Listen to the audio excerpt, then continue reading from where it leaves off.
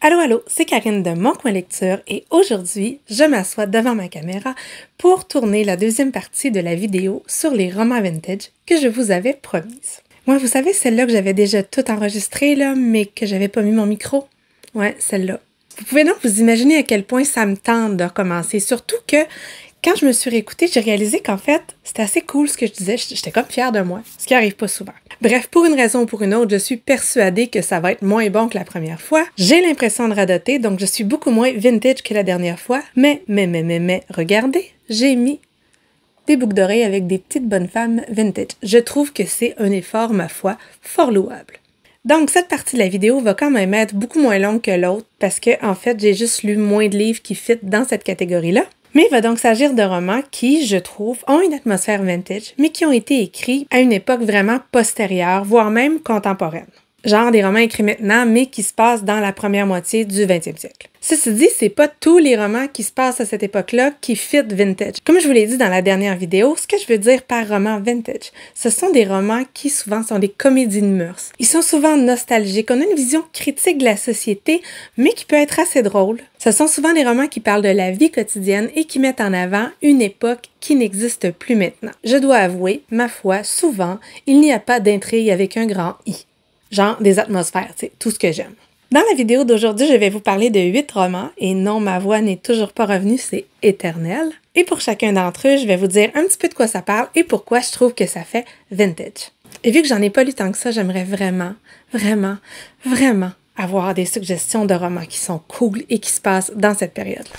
Le premier roman dont je vais vous parler, il s'agit de ce roman de Eva Rice qui s'appelle The Lost Art of Keeping Secrets et ça a été traduit en français par L'amour comme par hasard. J'aime mieux le titre en anglais. Vraiment. De quoi ça parle? On est donc dans les années 50 en Angleterre parce que oui, souvent, il y a des atmosphères so British. Pas tout le temps, mais souvent. Alors, 1954, nous sommes avec Pénélope. Pénélope vit dans un manoir un peu en ruine avec son petit frère et sa maman qui est une veuve une veuve explorée. Ouais, j'imagine qu'elle a été explorée si elle est veuve. Surtout si elle a des enfants. Mais bon, je voulais dire une veuve éplorée, bien entendu. Elle habite dans ce monde hors du temps et est très British, pour ne pas dire coincée avec un balai quelque part. Mais un jour, elle va rencontrer Charlotte, qui est une jeune fille très extravertie, très différente d'elle, et elles vont devenir amies. Mais pourquoi, direz-vous, deux personnes aussi différentes se sont-elles rencontrées? En fait, c'est simple, c'est que Charlotte n'avait pas envie d'aller prendre le thé seule chez sa tante. Elle a donc demandé à une parfaite inconnue, parce que pourquoi pas, de l'y accompagner. La dite parfaite inconnue était Pénélope, et de là va partir l'histoire. On a également un autre personnage qui s'appelle Harry, qui est le cousin de Charlotte et qui est apprenti magicien, rien de moins.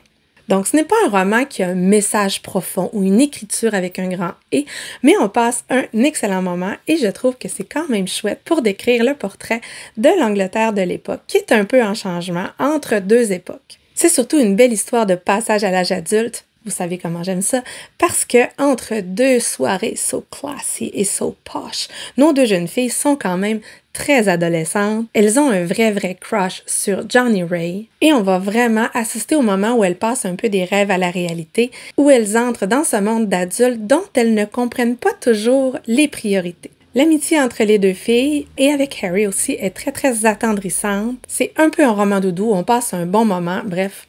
Si vous avez envie de ça, je peux recommander. Un autre roman d'où ressort cette atmosphère, c'est ce roman-ci, c'est Les règles du jeu, Rules of Civility, de Immortals. Je sens que ma prononciation fait défaut. J'ai beaucoup aimé les deux romans que j'ai lus de l'auteur. L'autre pourrait être vintage aussi. Un gentleman à Moscou. Ouais, ça se passe dans les mêmes années, c'était bien aussi, j'ai aimé ça. Mais on va revenir à celui-là. D'après les retours que j'en ai vus, c'est un roman qui passe ou qui casse. Pour moi, ça l'a passé, sinon il serait pas ici. Le roman se déroule sur deux temporalités où nous sommes avec notre héroïne Katie, dont les souvenirs vont remonter quand elle va voir un homme qu'elle a bien connu dans les années 30. Et à ce moment-là, c'était le prince charmant. C'était celui qui ouvrait toutes les portes, qui semblait avoir tout pour lui, genre Gatsby, là.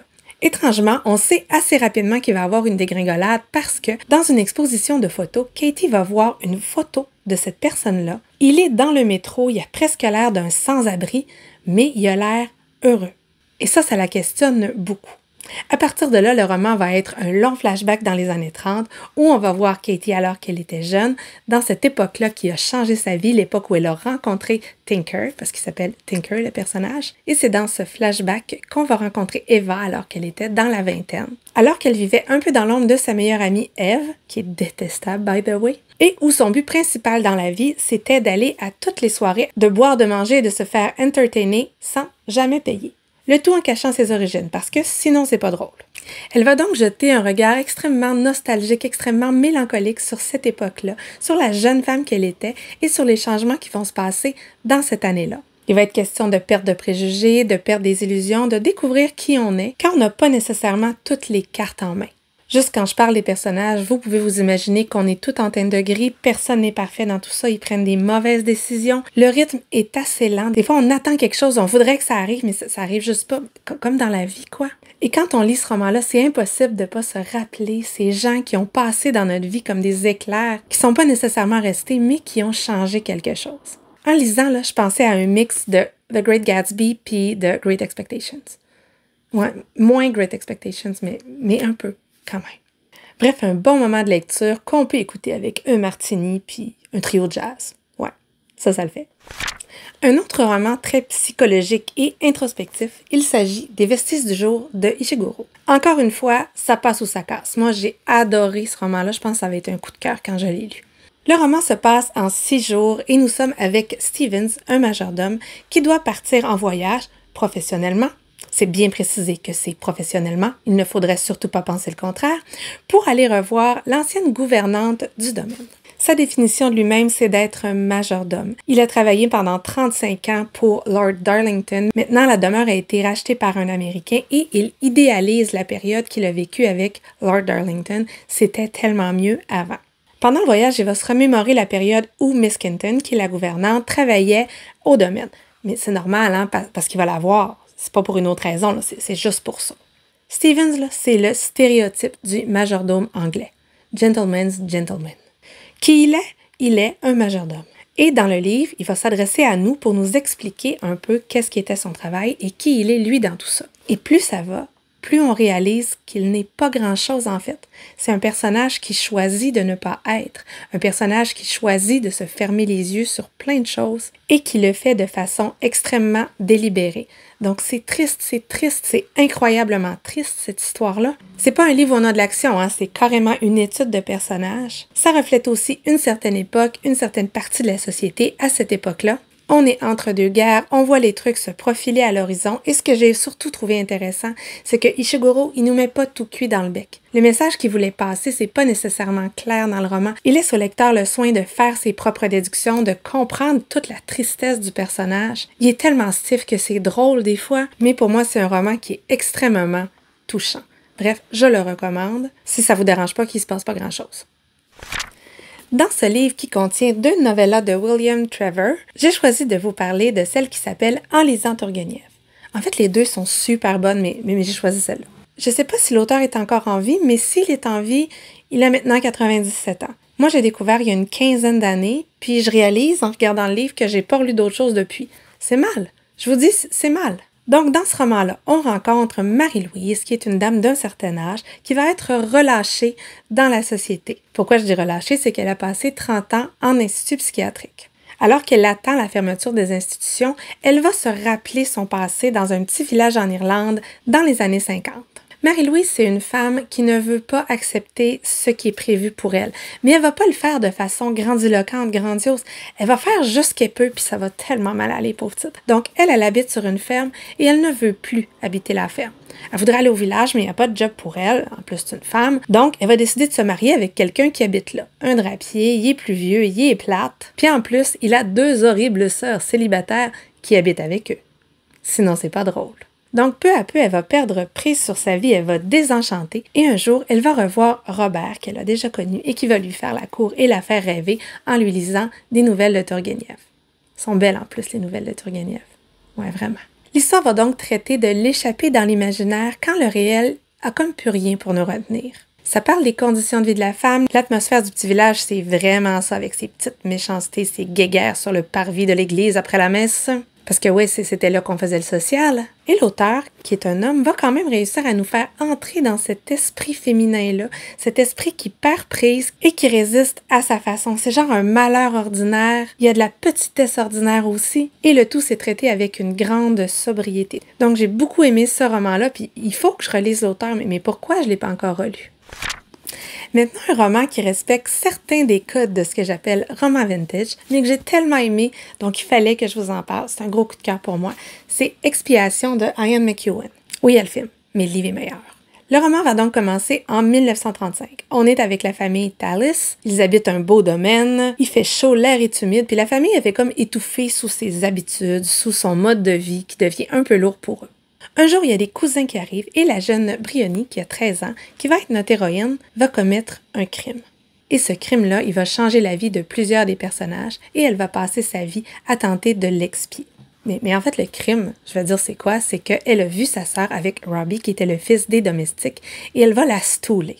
Non seulement elle va la stouler, elle va exagérer sur ce qu'elle a vu. Les conséquences vont être dramatiques. Le roman a donc 3 parties, dont cette première partie-là, qui se passe en une seule journée où on va visiter les pensées vagabondes de plusieurs personnages. Ça fait un peu Mrs. Dalloway, je trouve. Je pense même qu'on en parle là-dedans. Et ensuite de ça, on va être transporté des années plus tard. Et là, je vous dirai plus rien. J'ai tout aimé dans le roman. L'écriture, la construction, l'introspection. La construction, c'est tellement hot. Ces personnages-là, là, ils sonnent vrais, ils sont pleins de défauts. Des fois, on a le goût des secouer. Briony, des fois, quand elle a 13 ans, tu fais « Oh mon Dieu! » Elle a tellement 13 ans. C'est une jeune fille qui vit dans sa tête, qui vit dans ses histoires. Ces histoires-là, elles sont aussi réelles que la réalité pour elle. Elle a des grandes ambitions, des grandes exaltations, mais aussi des grandes certitudes. Et c'est ça qui va faire que ça va mal aller. On est tellement sûr du bien et du mal à 13 ans. C'est tellement clair dans notre tête.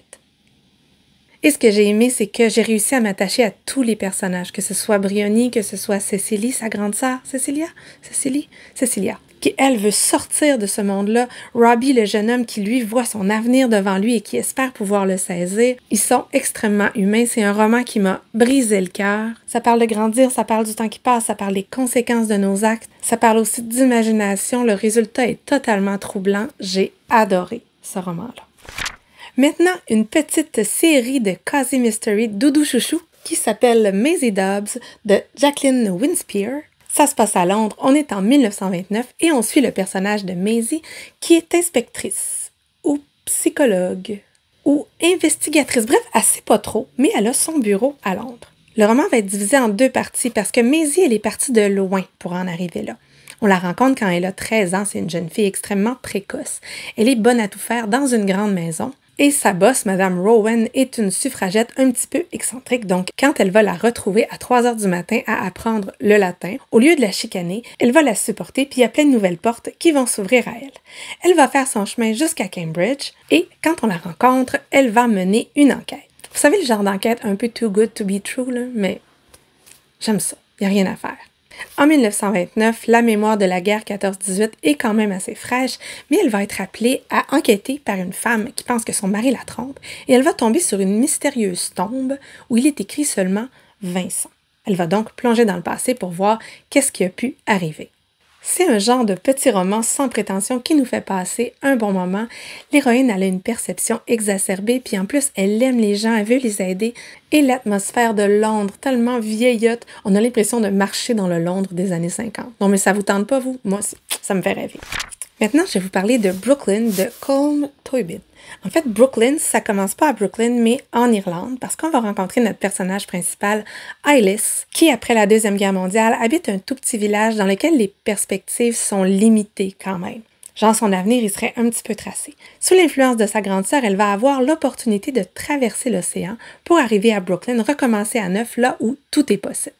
Non seulement ce roman-là réussit à nous tracer le portrait d'un Brooklyn qui n'existe plus, mais ça parle très très bien d'expatriation, de passage à l'âge adulte, de comment c'est difficile des fois de se créer des racines, surtout quand ça se fait pas tout seul, et où on a l'impression toujours de flotter, d'être dans une absence d'ancrage et de pas être capable de trouver ces ancrages-là, même quand on essaie. Dans le roman, Ailis, elle va grandir. Elle n'a pas vraiment le choix. Elle se retrouve à l'autre bout du monde, dans une maison de chambre, puis elle s'entend pas tant bien que ça avec ses colocataires. Elle travaille dans un grand magasin, puis elle se demande à un certain moment donné s'il y a tant de perspectives d'avenir que ça.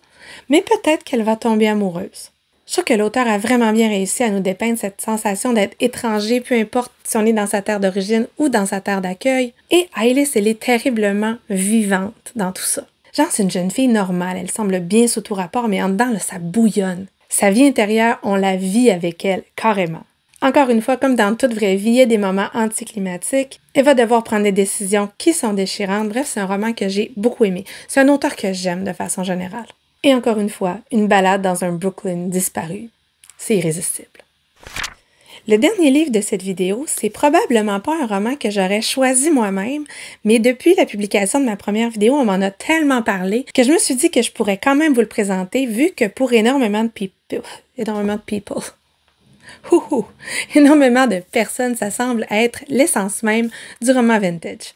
Donc, il s'agit de ce roman-là, de Marianne Shaffer et de Annie Burroughs, les amateurs du plucheur de patates du club littéraire. Je le dirais pas en anglais, ça fait 4 fois que j'essaye, là, puis je me plante à chaque fois.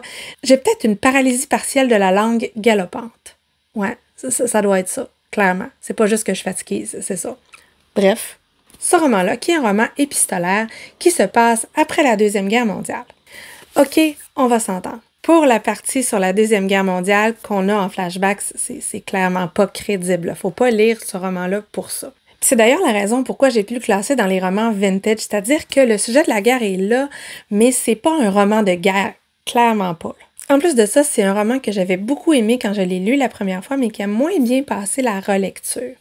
Je suis peut-être rendue plus difficile, mais je vous dis de quoi ça parle. C'est l'histoire d'une autrice qui s'appelle Juliet et qui, dans un livre de Charles Lamb, va découvrir une lettre d'un homme qu'elle n'a jamais rencontré qui est natif de Guernsey, ou Guernsey, en tout cas, ce mot-là. Elle décide de lui écrire et, à travers ces lettres que nous avons là-dedans, on va découvrir le petit monde sur l'île de Guernsey, ainsi que la Société des amateurs de pelure de patates, la Société littéraire des amateurs de pelure de patates. Sauf que le truc, c'est que cette société littéraire-là, c'est un front en fait. C'était pour échapper aux nazis, mais imaginez-vous que pour que ça soit un peu crédible, il a fallu qu'ils lisent un petit peu. Donc il y a beaucoup de références littéraires là-dedans et on a l'histoire de gens qui découvrent la littérature et ça, c'est chouette. C'est aussi souvent très très drôle parce que Juliette, elle n'a pas froid aux yeux et elle va rencontrer toutes sortes de personnages, ma foi, fort fantasques. Crédibles? Non, mais fantasques, certes. Genre, Juliette comme elle était dans les années 40, là, ça devait être une attraction touristique. Rien de moins. En plus de ça, elle a un sens de l'autodérision, ma foi, assez délectable. Genre, quand on lit ça, là, on a l'impression d'avoir trouvé une boîte de vieilles lettres puis de les lire.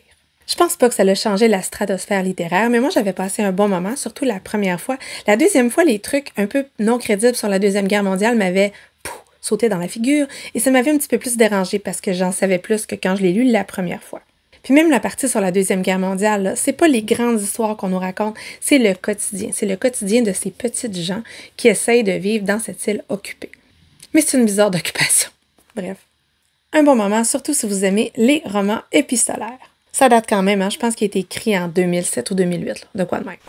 J'ai fini. Pour la deuxième fois, j'ai fini. Puis là, je vérifie à toutes les 3 minutes voir si mon micro est branché parce que savez-vous quoi? Je l'avais commencé sans brancher mon micro encore une sainte fois.